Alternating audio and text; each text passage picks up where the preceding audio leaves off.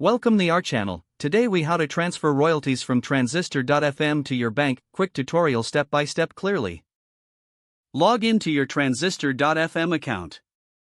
Navigate to the dashboard. Locate the payments section in the menu. Click on payouts to view your earnings. Check the payout schedule for your available balance. Select the option to transfer funds to your bank. Input your bank account details if you haven't done so already. Verify that the account information is correct. Choose the amount you wish to transfer. Confirm the transfer request. Wait for the confirmation email regarding your transaction. Monitor your bank account for the deposited funds. If you encounter any issues, check the FAQs or contact customer support. Make sure to keep track of your transaction history for future reference. That's it. You've successfully transferred your royalties to your bank. If the page does not load, refresh the browser or try again in a private or incognito window.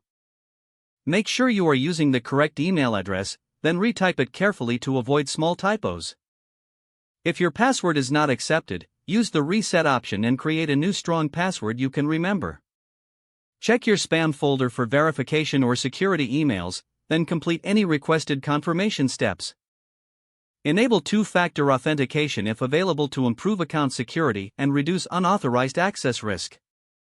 After signing in, review your profile details so your contact information and settings are accurate and current. If you see an error message, note it down and try again after restarting your device and internet connection. Log out when you finish, especially on shared devices, to keep your account and payment information secure. If the page does not load, refresh the browser or try again in a private or incognito window. Make sure you are using the correct email address, then retype it carefully to avoid small typos. If your password is not accepted, use the reset option and create a new strong password you can remember. Check your spam folder for verification or security emails, then complete any requested confirmation step. Don't forget to like this video and subscribe to our channel for more step-by-step tech guides.